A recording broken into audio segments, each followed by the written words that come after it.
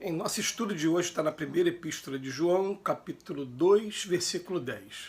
Aquele que ama seu irmão permanece na luz e nele não há nenhum tropeço. Emmanuel comenta na lição 4 do livro Ceifa de Luz, Seres Amados. Os seres que amamos, com que enternecimento desejaríamos situá-los nos mais elevados planos do mundo? Se possível, obteríamos para cada um deles um nicho de santidade ou um título de herói. Entretanto, qual ocorre a nós mesmos, são eles seres humanos, matriculados no educandário da vida. E nos círculos das experiências em que se debatem, como nos acontece, erram e acertam, avançam na estrada ou se interrompem para pensar, solicitando-nos apoio e compreensão. Assim como estamos em luta a fim de sermos um dia o que devemos ser, aprendamos a amá-los como são, na certeza de que preciso tanto quanto nós de auxílio e encorajamento para a necessária ascensão espiritual. Nunca exigir-lhes o impossível nem frustrar-lhes a esperança. Doemos a cada um a bênção da estima sem requisições descabidas, acatando as experiências para as quais se inclinem e respeitando os tipos de felicidade que elejam para si próprios. Todos somos viajores do universo com um encontro marcado numa só estação de destino, a perfeição na imortalidade. À face disso, e levando em consideração que nos achamos individualmente em marcos diferentes da estrada, se queremos auxiliar aqueles a quem amamos e abençoá-los com o nosso afeto, cultivemos à frente deles a coragem de compreender e a paciência de esperar. O texto de hoje, mais uma vez, nos convida para uma reflexão profunda sobre como a gente deve agir com relação àquelas pessoas que a gente ama, aquelas que fazem parte do nosso centro de atenção mesmo. E é claro, a gente consegue visualizar em primeiro lugar, como aconteceu no estudo passado, a figura dos nossos filhos. O que ele vem dizendo para a gente aqui? Se a gente pudesse, a gente queria que eles estivessem nos locais mais elevados e daria para eles ou um nicho de santidade ou um título de herói. A imagem que o Emmanuel cria é maravilhosa. Porque é isso mesmo. A gente quer que eles sejam homens de bem, que eles se deem bem na vida, sejam bem-sucedidos. É isso que a gente deseja para eles. Mas eles chamam atenção, igual acontece com a gente, eles também estão matriculados aqui nesse educandário que é o planeta Terra. Eles também estão passando por todas as provas, têm suas missões para cumprir.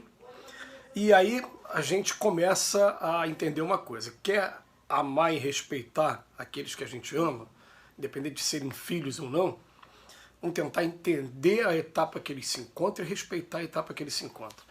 Estava conversando um dia desses sobre o processo educativo aqui no Brasil e a gente estava conversando sobre algumas escolas que as pessoas acham que essas escolas são referências, quando na verdade essas escolas elas são seletivas.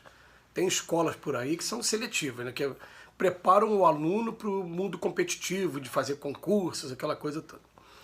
E aí o pai matricula o filho nessa escola e o filho começa a não obter um bom rendimento, um bom resultado, segundo os padrões exigidos pela escola. Gente, não tenhamos dúvida. Tira o filho daquela escola e coloca o filho numa escola que o filho possa estar acompanhando naturalmente aquele processo, porque, olha, em primeiro lugar, a gente faz algumas perguntas, né? Na época de escola de cada um de nós aqui, os alunos mais inteligentes foram os mais bem-sucedidos na vida? Primeira pergunta que faz. Foram os que escolheram melhor a profissão? De acordo com a sua... Realmente, porque escolher melhor a profissão significa você escolher aquela profissão que você ama de verdade. Eles escolheram a profissão que eles amavam? Pelo menos aqui no meu caso, eu conheço um monte de gente que... Eles eram 01 mesmo, 02 de turma. E fizeram uma faculdade, depois se arrependeram, foram para outra. Por quê? Porque na época estavam motivados, estavam sendo aconselhados a fazer uma coisa que na verdade não era o que batia no coração deles, né? O que eu quero dizer é o seguinte, por exemplo, se você for pegar Einstein, por exemplo, Albert Einstein, o grande físico nuclear do início do século XX. Einstein, como todo mundo sabe, ficou notabilizado no estudo de física. Será que ele era bom na área humana também? Será que o Einstein era bom em história, geografia, filosofia? Muito provavelmente não. Até porque a experiência mostra, a biografia dele mostra que ele não era um bom aluno. Ele demorou muito tempo a aprender a ler, mas ele tinha aquele foco para aquela matéria, e naquela matéria ele se deu super bem. Então, às vezes, o aluno vai para uma escola que é seletiva demais, e aquela escola pode estar massacrando, inclusive, a estima do aluno, a estima do nosso filho. O filho começar a achar que ele não é capaz, de entrar num ostracismo que pode estar prejudicando pro resto da vida. Quando, na verdade, a gente, como educadores, como pais, a gente tem que parar para pensar no seguinte: eu tenho que respeitar a etapa que ele se encontra e procurar incentivar aquilo que existe de melhor dentro dele. Então, o que acontece? Você tira de uma escola, coloca numa outra, ele vai concluir o segundo grau dele. Eu tenho um amigo, por exemplo, que hoje é juiz de direito. Era péssimo em matemática, porque o direito é uma área humana. Então, eu botava ele para fazer exercício de física, de química e de matemática, era um desastre. Né? Era até um grande amigo, muito farrista também, né? Aquela época nossa aí de adolescência. Hoje é um juiz de direito.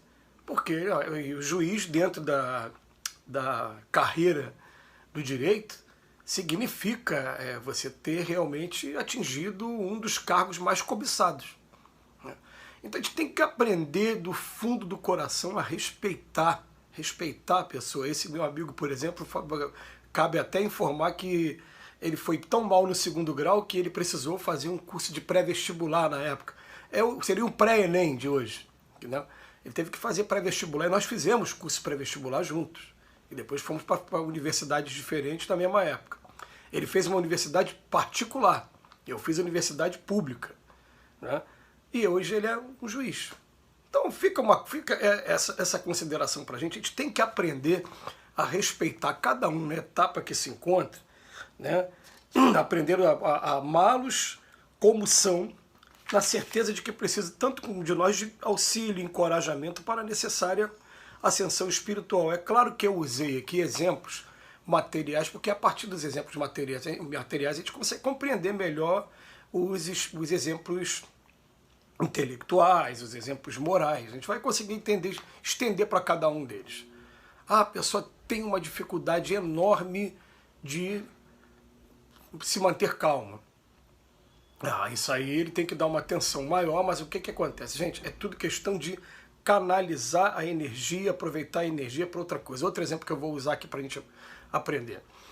Né? Eu, dentro do meu processo de autoconhecimento e de autorreforma, eu comecei a enumerar há uns 20 anos atrás qual eram os meus maiores obstáculos. E um deles eu botei lá, a agressividade.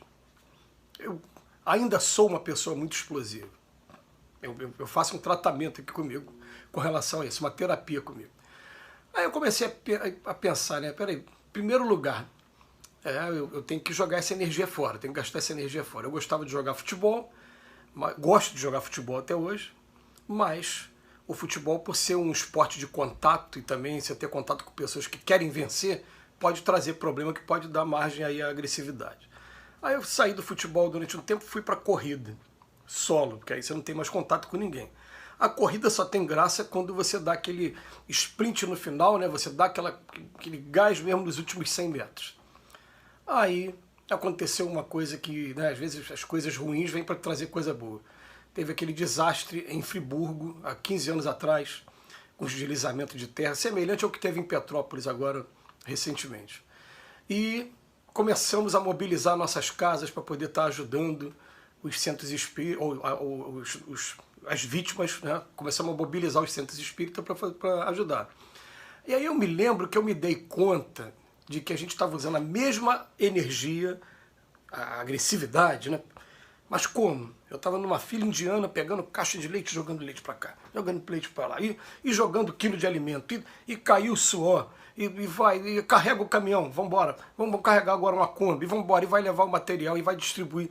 Eu falei, gente, eu estou usando a mesma energia, então peraí, eu não me violentei, eu apenas precisei canalizar a energia para cá. Então por isso que o pessoal fala que eu sou hiperativo. É uma necessidade minha. Eu apenas canalizei, me sinto muito feliz sendo dessa maneira. Então a gente tem que aprender a respeitar os nossos limites, os limites também daqueles a quem a gente ama, principalmente desses que estão sobre a nossa tutela. A reflexão do Emmanuel é profunda. Muito obrigado, Emmanuel, mais uma vez, e que Jesus nos abençoe hoje e sempre.